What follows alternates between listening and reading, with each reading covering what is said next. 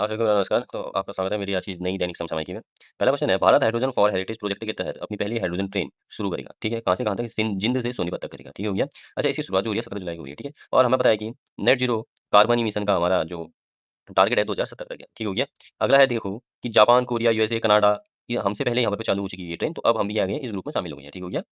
अगला है हमारा, वर्ल्ड फर्स्ट हाइड्रोजन ट्रेन कहाँ पर भी हुई थी? जर्मनी में हुई थी। ठीक है।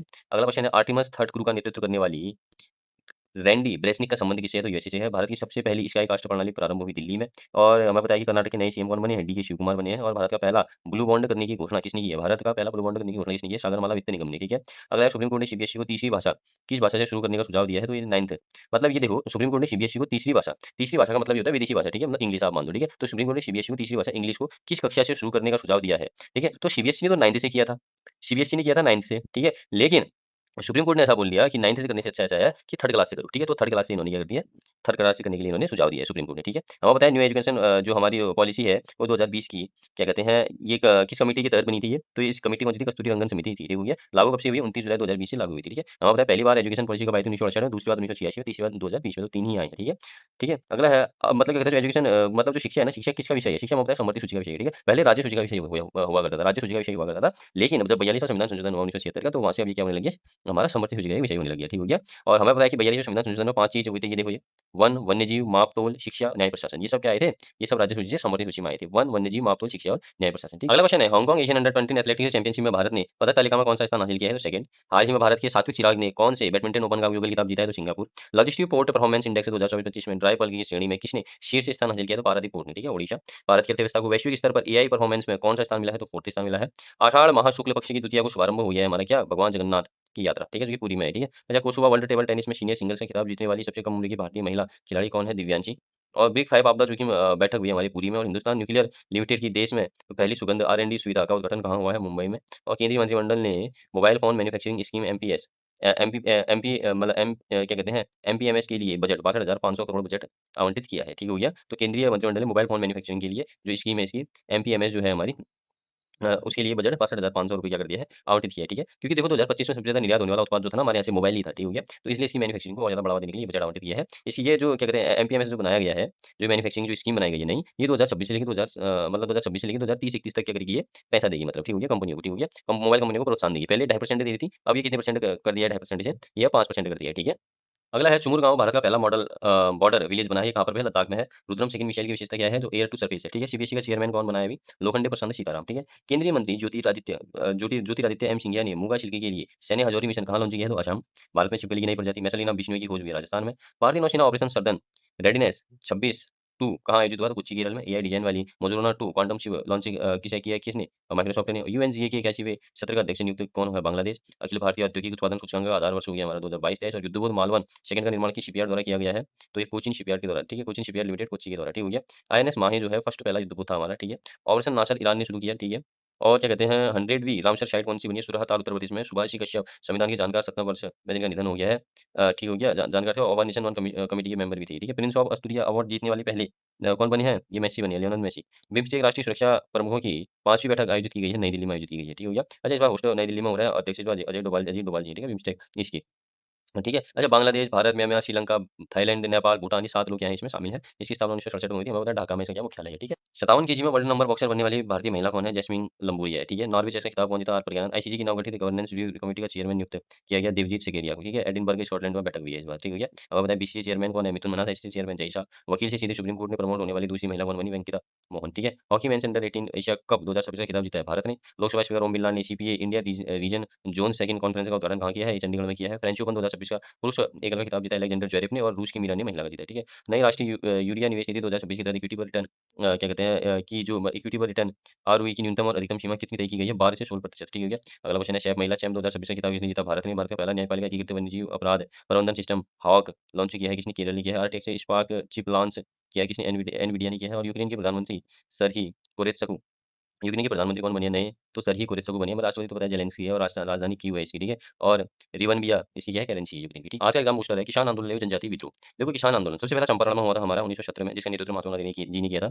नील का किसानों का उत्पीड़न यहाँ पर हो रहा था, बिहार में हुआ ये, ठीक है? अगला हुआ खेड़ा सत्याग्रह 1918 में, महात्मा गांधी के ही नेतृत्व में हुआ, गुजरात में किसानों पर बड़े लगान के विरुद्ध हुआ था ये। उसके बाद हुआ था उत्तर प्रदेश किसान सभा 1918 में, गौरी शंकर मिश्र, इंद्र नारायण द्विवेदी, मदन मोहन मालवीय किसानों के हित के लिए यहाँ पर कार्यक्रम किए गए, ठीक है? इस सभा में। अगला है बारडोली सत्याग्रह कब हुआ? तो 1928 में हुआ। वल्लभ भाई पटेल के नेतृत्व में लगान की बड़ी दर के विरुद्ध गुजरात में हुआ था ये, ठीक हो गया। अगला है एका आंदोलन 1921 में हुआ था, मदारी पाशी ने इसका नेतृत्व किया था। असहयोग आंदोलन में किसानों का पक्ष ईश्वर पे लिया गया था, ठीक है? असहयोग आंदोलन पे किसानों का पक्ष लिया गया था उत्तर प्रदेश में, ठीक है? एका आंदोलन में 1921 में यही हुआ था, ठीक है? अगला है अवध किसान सभा 1920, बाबा रामचंद्र के नेतृत्व में हुआ था और किसानों के उत्पीड़न से मुक्ति के लिए, ठीक हो गया?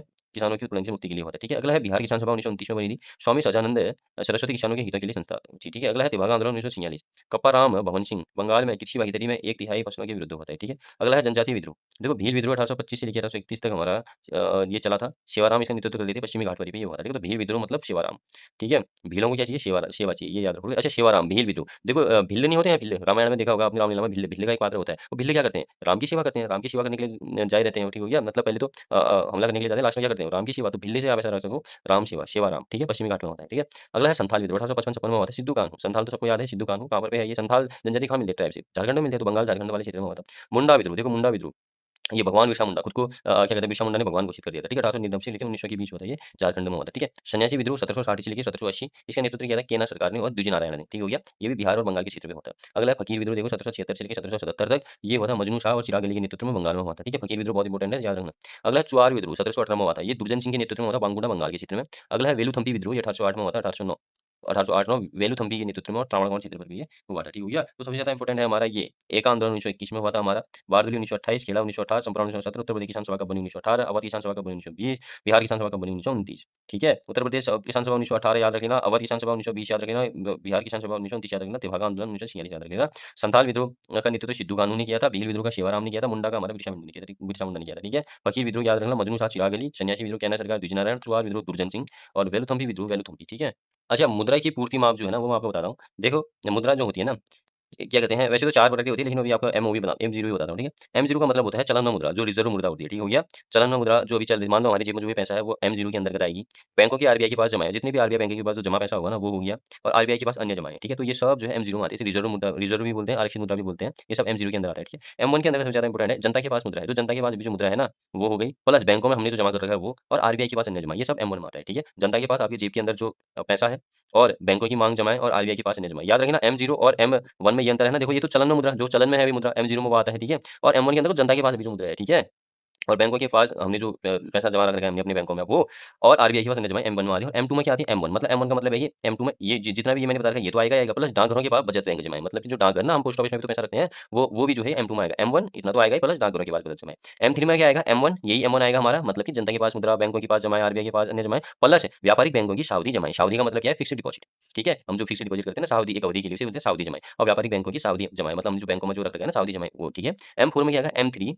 एम4 में क्या आएगा? एम3 प्लस डाकघरों की समग्र जमा, मतलब कि हमने डाकघर में जो भी पैसा जमा कर रखा है ना, हमने डिपॉजिट कर, हमने मतलब फिक्स्ड डिपॉजिट किया है या हमने जैसे भी रख रखा है ना, तो ये एम4 में आता है, एम3 और डाकघरों की समग्र जमा। क्वेश्चन ऐसे बनता है डाकघर मतलब ऐसे बोलेगा डाकघर के मतलब किस मुद्रा की पूर्ति में डाकघर का उल्लेख है, मतलब तो ये 2 और 4 याद रखना, ये 2 में ही है। डाकघर में 2 में हो गया डाकघर के पास बचत जमा है, और 4 में हो गया डाकघर की समग्र जमा है। पहले बचत करोगे या बचत बैंक जमा है डाकघर में 2 में, फिर समग्र आ गई 4 में, तो ये 2 4 याद रखना, डाकघर 2 और 4 में, ठीक है? अच्छा एम1 को हम संकीर्ण मुद्रा भी बोलते हैं, ठीक है? और इसकी तरलता सर्वाधिक होती है, ठीक है? अच्छा कभी तरलता के हिसाब से आपसे पूछा जाए ना, तो सबसे तरल होता है 1 2 3 4, ऐसे याद रखना 1 2 3 4, ठीक है? सबसे ज्यादा तरल होता है, ठीक है? अच्छा एम1 को संकीर्ण मुद्रा भी बोलते हैं, एम2 को भी संकीर्ण मुद्रा बोलते हैं, एम3 को व्यापक क्या कहते हैं मुद्रा भी बोलते हैं, ठीक है? एम3 को क्या बोलते हैं? व्यापक मुद्रा भी बोलते हैं, ठीक हो गया? और एम4 को भी व्यापक मुद्रा बोलते हैं, ठीक है? तो व्यापक व्यापक संकीर्ण संकीर्ण, ठीक है? एम1 एम2, ठीक है? तरलता के आधार पर सर्वाधिक तरलता है हमारी एम1 में, सबसे उससे कम है एम1 से कम 2 में, एम2 से कम 3 में, और सबसे कम है एम4, ठीक है? अगला है देखो भारत में सरकार के अधिकार के अंतर्गत पत्र मुद्रा का निर्गमन 1861 के पश्चात सबसे पहले महात्मा गांधी क्या कहते हैं, मतलब क्या कहते हैं, भारत में सरकार के अधिकार के अंतर्गत पत्र मुद्रा का निर्गमन 1861 के पश्चात हुआ। हमें पता है सबसे पहले महात्मा गांधी चित्र वाले नोट जो है 500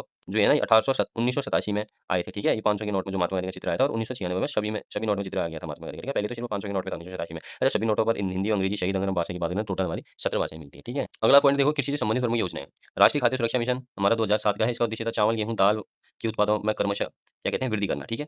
प्रधानमंत्री किसान मान धन योजना 12 सितंबर 2019 को हुई, 60 वर्ष की आयु होने पर 3000 प्रतिमाह पेंशन, 18 से 40 वर्ष की आयु इसके पात्र होंगे, ठीक है। राष्ट्रीय सतत कृषि विकास योजना का प्रारंभ 2010 में हुआ। प्रधानमंत्री किसान सम्मान निधि 1 दिसंबर 2019 हो गया, ठीक है, जो 6000 रुपए मिले 2003 किस्तों में। प्रधानमंत्री कृषि सिंचाई योजना 1 जुलाई 2015, मतलब हर खेत को पानी, कृषि योग्य क्षेत्र का विस्तार, इसका उद्देश्य। मृदा स्वास्थ्य कार्ड योजना हमारी फरवरी 2015 में, इसका उद्देश्य किसानों को मृदा स्वास्थ्य कार्ड बनाना, ठीक है। प्रधानमंत्री फसल बीमा योजना 18 फरवरी 2016 में, ठीक हो गया, मतलब कि नुकसान में भरपाई, ठीक है। राष्ट्रीय दुग्ध विकास योजना 2012 में, मतलब दुधारू पशुओं की नस्ल सुधारना। और ई ग्राम इलेक्ट्रॉनिक राष्ट्रीय कृषि बाजार योजना का प्रारंभ 2016 में, उद्देश्य किसानों को उनकी उपज का अधिकतम मूल्य प्रदान करना। राष्ट्रीय खाद्य प्रसंस्करण मिशन प्रारंभ 2013 में, उद्देश्य किसानों की आय बढ़ाने तथा खाद्य पदार्थों को अधिक समय संरक्षित रखने के लिए, ठीक है। प्रधानमंत्री किसान संपदा योजना अप्रैल 2017 में, उद्देश्य खाद्य अपव्यय को कम करना, किसानों की आय बढ़ाना।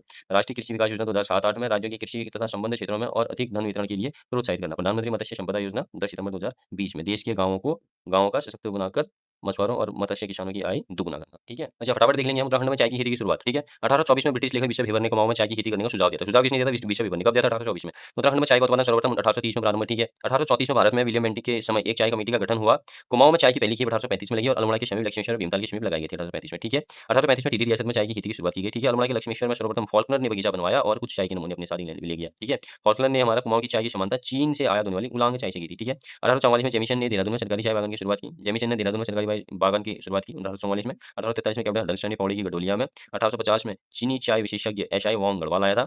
पौड़ी में डीएफ शॉपिंग नामक चीनी चाय काश्तकार ने सरकारी चाय फैक्ट्री स्थापित की। 1928 में नैनीताल जिले में यूरोपीय द्वारा लगाए गए 5 चाय बागान निम्न हैं। भवाली में मिस्टर न्यूटन का बागान, ये मिस्टर मूलियन का, मतलब न्यूटन और मूलियन का दोनों का बागान कहाँ पर है? भवाली में। और मिस्टर जोन्स का भीमताल में, और रामगढ़ में मिस्टर डोरियाज का, और घोड़ाखाल में मिस्टर व्हीलर। देखो ऐसे याद रखना, मैंने ऐसे याद रखा है। घोड़ाखाल में जो घोड़े होते हैं ना, घोड़े में जो क्या कहते हैं, जो घोड़ा गाड़ी होती है, उसमें क्या होते हैं? व्हील होते हैं ना, व्हील मतलब टायर नहीं होते हैं। घोड़े में टायर से बना रखी है हमने गाड़ी, घोड़ा व्हीलर, जनरल व्हीलर, ठीक है। ऐसे याद रखा है मैंने। रामगढ़ मैंने मिस्टर डोरियाज करके याद रखा है, ठीक है। डॉ डॉ देखो, एक उच्चीप्त व्यंजन है ना, एक यहाँ पर उच्चीप्त व्यंजन सबसे लास्ट में डॉ, एक यहाँ पर डॉ, उच्चीप्त व्यंजन दोनों साथ में है ना। ये रामगढ़ मिस्टर डोरियाज, ठीक है। रामगढ़ का डॉ डॉ ढो डू, ठीक है। अगला है भीमताल।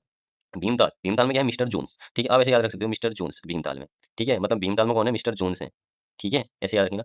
और भवाली, भवाली क्या है? न्यूटन मूलियन है, न्यूटन मूलियन, ठीक है। ये देखो 9 9 आ रहा है ना, ऐसे याद रखा है मैंने। न्यूटन भवाली में क्या है? न्यूटन है और मिस्टर मूलियन है, ठीक है। भवाली में क्या है? न्यूटन। देखो जब भवाली से हम आते हैं ना, तो वहाँ पर क्या है? न्यूटन। भवाली से नीचे को क्या मिलता है हमें?